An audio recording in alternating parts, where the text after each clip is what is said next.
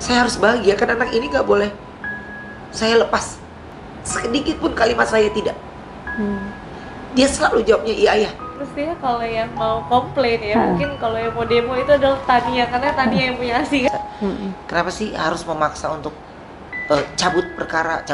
Itu kan ada prosesnya. Betul. Ya kan, ke kantor polisi itu bukan buat sebuah sensasi. Karena saya mencoba mengajarkan dia untuk menjadi laki-laki yang kuat, laki-laki yang pemimpin.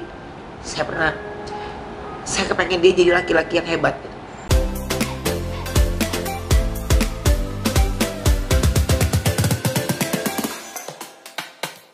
Nah, Ruben kan anaknya jadi 3 nih, Ya. apalagi masuk di veteran udah lumayan gede ya. Ya. Bagaimana Ruben ini parentingnya gimana nih? Pertama kali kalau aku sendiri pertama kali bingung karena dua-dua anak aku perempuan. Dia laki-laki. Aduh gimana ya yang kayaknya. Ini juga baju. Karena kan semua baju-baju perempuan semuanya dia udah tahu semua nih. Karena kan biasanya aku tuh paling sendiri, paling beda gitu. Yang cewek-cewek pada kembaran gitu. Terus ini kayak aduh gimana ya yang aku nggak ngerti. Dan kalau sama Thalia kan masih kita bisa kayak ngajarinnya ya nggak bohongin, cuman ya masih secara anak-anak gitu, belum saatnya dia tahu. Kalau ini kan kita harus ngejelasin secara benar-benar frontal kan ke dia gitu. Jadi ya itu sih tahapannya. Dan kalau misalnya nganterin sekolah ya akhirnya dulu kan kalau pas masih Thalia kita bisa nganterin dua-duanya pulang pergi. Kalau sekarang udah ada adiknya, kakaknya, jadi ya bagi. Ayahnya yang nganterin, bundanya yang jemput gitu. Jadi, terus kalau kita satu suara, harus satu suara. Jadi nggak ada yang jahat, nggak ada yang baik gitu. Ya ayah nggak boleh, ya bunda nggak boleh. Ayah boleh, ya bunda boleh. Jadi harus kompak depan anak-anak ya. Jadi anak-anak nggak boleh yang sama bunda aja, sama ayah aja nggak boleh. Karena takutnya nanti dia jadi bingung, kok sama ayah boleh, sama bunda nggak boleh. Gue mau deket sama ayah aja ya, bisa Iya. bunda. Anak kecil itu sebenarnya pinter loh. Sama ayah boleh terus. Sama ini boleh sama bunda.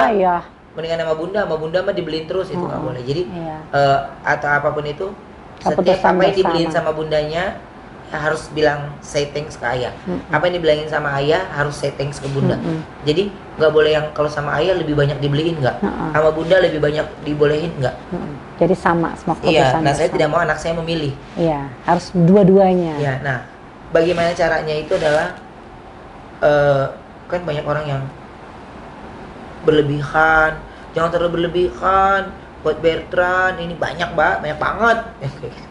Tapi saya cuma pikir gini, ini kenapa sih lu pada minta duit juga kagak? Lagian anak-anak juga siapa ya? Anak gue, uang juga uang gue, semua uang gue, pada sibuk aja. Iya. Ini kan kita belum tentu, aduh, lu pada kenapa sih? Ya akhirnya saya memilih untuk tidak berkomunikasi. Iya. Aku mau tanya juga nih, kemarin kan soal ASI nih, sempet heboh kan. Sebetulnya tuh gimana sih? Aku juga bingung sih, mestinya kalau yang mau komplain ya, mungkin kalau yang mau demo itu adalah Tania, karena Tania yang punya ASI kan. Ya nggak sih gitu. Jadi cerita dari awal itu adalah sebelum itu pas Thalia pun ASI aku kebetulan bersyukurnya adalah banyak. Jadi ada 3 kulkas yang nganggur selain yang diminum sama babynya. Jadi aku selalu donor ke orang-orang misalnya bayi-bayi yang membutuhkan gitu. Tapi ada kriterianya juga, ada syarat-syaratnya juga gitu. Dan Koko waktu ngelihat aku kayak nyusuin, bukan yang ngelihat langsung ya, ntar orang mikirnya aneh lagi. Biasanya aku kan pakai tutupan nasi, jadi Tutupan nasi buat orang-orang ibu nyusuin. Jadi kan kita bisa sambil jalan atau sambil apa. Dia bilang waktu itu dia pertama diam-diam dulu, dia bengong gitu. Nah, pokoknya ada satu yang dia aneh itu pasti kita nanya, kenapa sih? Kan kelihatan dari raut muka ya. Dia bertanya cuman kayak nggak berani mau ngomong. Kenapa sih? Enggak ya. Kenapa ya nggak suka bohong? Baru dia keluar kalimat itu ke ibunya gitu. Kalimat enak ya Tania tuh minum ASI bunda, lihat badannya sekal banget gitu. Dia bilang kayak gendut banget, cabi. Koko dari dulu tuh minumnya teh manis. Hah? Teh manis? Aku nanya gitu dan nggak berani nanya lebih lanjut karena kayaknya malah mengorek masa lalu yang nggak bagus. Jadi akhirnya aku bilang, Koko kalau misal Koko kan udah jadi anak bunda, Koko kalau mau minum ASI bunda banyak kok di kulkas, tinggal dipanasin. Aku bilang kayak gitu. Terus akhirnya emang boleh bunda? Ya boleh, kan anak bunda gitu. Maksudnya anak orang lain aja aku donor ASI, masa anak aku sendiri aku nggak kasih gitu. Tapi kan ya dia minum ya dipanasin dari freezer dipanasin. Nah akhirnya dia panasin sendiri, dia minum tanpa aku paksa gitu. Jadi nggak ada yang maksa Koko karena udah anak bunda Koko harus minum. Gitu. Dan kebetulan di keyakinan kami kalau dia memang sudah minum ASI dan itu ada ayatnya dan itu berarti dia sudah menjadi sedarah dengan kita gitu. Tapi kan secara logikanya emang dia datangnya pada saat bersamaan ya, emang nggak semua orang misalnya kita angkat anak atau apa itu bisa dapat ASI juga dan juga gitu. nggak semua orang kan punya sisa ASI segitu banyak. Iya, ya, kebetulan juga gitu. Kamu juga mendonor, jadi mungkin juga kamu pikir apa salahnya sih orang lain aja juga minum, masa anak gue enggak? Iya gitu. Itu pemikiran sih. aku sih kayak gitu. Dan itu yang nggak tersampaikan. Dan aku nggak ngebedain anak-anak aku ya ini dapat ASI ya Koko mau juga ada gitu. Iya. Santai aja tanpa berpikir aneh-aneh juga ya kan. Jadi nggak ada kepikiran aneh-aneh, cuman memang ya itu yang saya bilang ini anehnya di mana ya gitu maksudnya. Tapi akhirnya jadi kalau orang ngomong yang itu aku jadi kayak udah deh nggak usah dibahas, takutnya nanti malah jadi aneh gitu konotasinya gitu. Tapi orang mikirnya ke yang mana-mana gitu. Kalau yang aku lihat dia ngelihatnya adalah quality time aku sama Tanianya. Jadi pada saat nyusuin biasanya aku bilang kok jangan diganggu dulu ya bunda mau nyusuin. Jadi biasanya kalau aku nyusuin itu aku fokus ngobrol sama anak aku, meluk, quality time-nya ya sama ini, nggak pegang gadget nggak apa ya, aku fokus gitu. Jadi mungkin dia ngeliat bondingan itu yang kayaknya ada waktu berdua gitu. Ben, setelah Bertrand ini bersama kamu, terus kan dia juga nambah ngetop dan sebagainya, tentu kan fans kan luar biasa ya, banyak yang suka tapi pasti haters juga kan banyak ya. Kamu kan menyikapinya sangat serius ya, karena tadi bagaimana melindungi anak sendiri dari hal-hal yang seperti itu. Ruben menempuh jalur hukum. Setelah ditempuh gitu, itu sebetulnya yang bully tuh orang-orang dewasa atau anak-anak sih, Ben? Dewasa ada. Random berarti campur-campur. Iya, campur-campur. Dewasa ada, anak-anak ada. Jadi anak SMP, SMA gitu, itu ada. Jadi saya nggak ngerti ya, maksudnya latar belakang dia itu apa. Tapi ada beberapa yang saya sudah maafkan Mbak, gitu. Karena ya saya memang menerima etikat baik dia. Kalau ada beberapa hal yang saya memang tidak bisa saya maafkan, dalam arti saya tidak bisa cabut begitu saja, itu pasti punya alasan. Tanpa mesti saya beberkan, dan saya kepengen mudah-mudahan di sini nih di channelnya Mbak Ati ini mudah-mudahan menjadi media saya bisa. Kenapa sih harus memaksa untuk cabut perkara? Itu kan ada prosesnya. Betul. Ya kan, ke kantor polisi itu bukan buat sebuah sensasi. Itu saya juga nggak ada perlakuan khusus, kan ada lama kan baru dipanggil lagi. Ya itu kan menikmati proses. Buat saya, kenapa saya harus tempuh jalur yang lebih sangat serius? Satu hal, banyak hal yang saya takutkan. Ini sebelum saya takutin gini, saya cuman kalau saya boleh tanya, anak saya ini salah apa? Betul. Ya, Bertrand, Thalia, Tania, sampai Thalia Tania juga kena semua.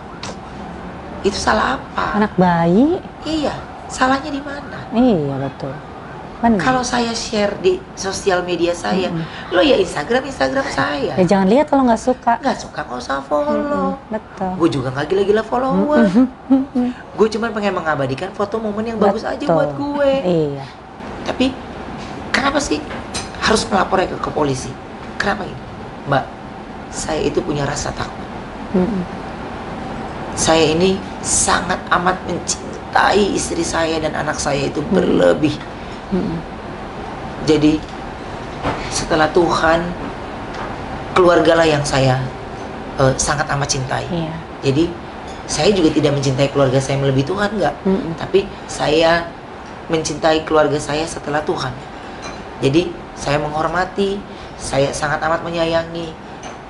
Tapi yang buat saya marah itu adalah, ini anak gak salah apa-apa lu jadi korban bulian. Terus kenapa saya tidak bisa diamkan? Tidak bisa. Saya bilang tidak bisa saya diamkan. Karena kalau saya dikasih panjang umur, saya bersyukur, Mbak. Iya. Iya kan? Tapi kalau saya tidak ada, Tuhan berkata lain, kita nggak pernah tahu. Terus anak saya ngelihat, kok waktu gue dibully, bapak gue nggak pernah bela gue ya? Iya. Jawabannya apa? Iya. Ya kan? Nggak ada, nggak bisa. Kok waktu gue dikatain, bapak gue nggak ada belain gue ya? Nanti dia akan menjadi anak yang pemarah, dia akan menjadi anak yang pendendam. Saya berusaha semaksimal mungkin untuk hal ini, tapi ya itu dibalikin lagi ke Bertrand. Bertrand punya jiwa yang belum siap untuk apa yang terjadi saat ini. Di luar seperti apa? Iya, jadi dia tidak tahu kejadian di luar seperti apa, dia tidak tahu. Jadi dia tahu banyak fans juga, dia pada saat dia lagi nyanyi banyak orang yang datang aja. Dia juga ada muka kakak di baju mereka ya gitu. Jadi saya sedih. Maksudnya gini, ini saya rasa biarkan kalau dia terkenal ya dia terkenal dengan caranya. Tapi dia tidak perlu menongakkan kepalanya yang saya mau. Jadi kalau ada orang yang datang menengok Bertrand atau menengok Sarwenda, Thalia, mereka lagi perform itu ya karena mencintai. Bukan kami yang datang dong kok. Tapi kita sambut baik mereka, terima kasih gitu, karena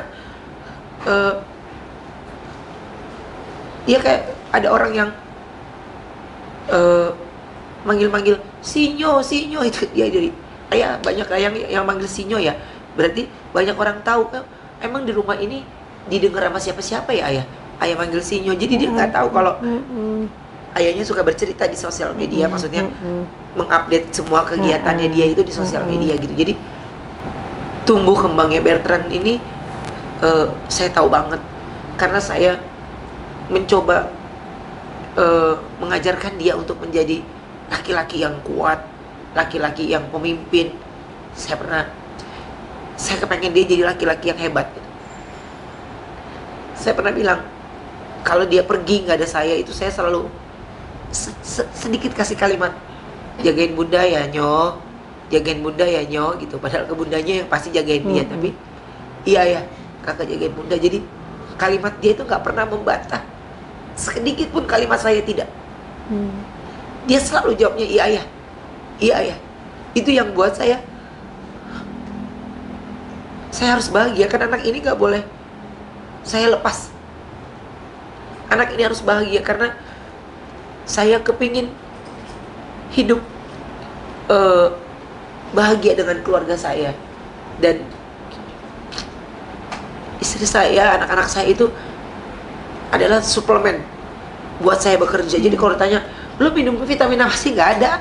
Gue cuma video call aja sama istri gue sama anak gue, terus ceng-cengan aja gitu. Jadi itu udah suplemen banget gitu. Makanya ketika ada orang yang lebih tahu tentang keluarga saya tuh jadi kayak lebih maksudnya lu nggak apa-apa deh ngatain gue, tapi lu jangan ngatain keluarga gue gitu. Karena keluarga gue bener-bener mereka gimana gue gitu. Sekuat-kuatnya batu karang dalam air laut, Mbak, pasti akan bolong juga. Gitu. Saya sama dengan yang lainnya. Jadi di sini di satu sisi saya sedih, tapi di satu sisi saya harus bawain acara jingkrak-jingkrak, lompat-lompat, ini. Harus happy, harus ini, dan itu wajib karena saya memang bekerja, ya. Jadi saya harus seprofesional mungkin. Saya nggak kepengen suasana itu tahu. Tapi kan yang saya bikin bingung sampai sekarang ini, sampai kapan saya anak ini tidak tahu dengan apa yang terjadi gitu, sampai kapan? Itu kan berarti kan ada limitnya. Jadi saya sama istri saya selalu bilang, iya kita cari hari untuk kita pikirkan lagi. Kayak yang waktu itu yang akhirnya yang sama aku itu teman-temannya nanya di sekolah, dia nggak tahu kalau itu ternyata orang banyak yang tahu gitu. Dan kita pun belum ngasih tahu dia gitu. Jadi pada saat temennya nanya, akhirnya dia pulang dan nanya sama kita. Dia banyak, jadi kayak dia lagi nyanyi di mana juga ada yang sabar ya Bertrand, sabar ya. Kenapa mesti sabar? Kenapa? Gitu. Sabar kenapa, Anti? Dia kalau panggil yang lebih tua semuanya dipanggil Anti. Sabar kenapa, Anti? Iya, muka kamu kan diganti sama binatang. Sabar ya, kamu anak baik, kamu ini. Dia balik ke tenda saya, dia, emang ada yang ganti muka kok jadi muka binatang, Ayah? Aduh, itu yang saya bilang. Maksudnya apa sih diganti muka binatang? Jadi ada yang ngebully, diedit mukanya Bertrand tuh diganti muka binatang gitu. Jadi itu kan yang menjadi pemicu saya akhirnya melaporkan pelaku tuh di situ, karena buat saya lu sih udah sinting itu. Jadi ya nggak apa-apa, lo boleh main-main api sama yang lain, tapi tidak dengan keluarga gue gitu. Jadi gue tuntaskan setuntas-tuntasnya. Tapi tidak ada dari sosial, banyak kok pelaku yang sudah minta maaf, tapi saya tidak pernah mengupload dari sosial media saya permohonan maaf dia. Tapi saya punya megang video-videonya semuanya. Tapi saya tidak mempermalukan dia balik, tidak ada. Memperlakukan dia tidak ada lagi, tidak ada. Karena buat saya ini tahapnya sudah tidak bisa dibiarkan.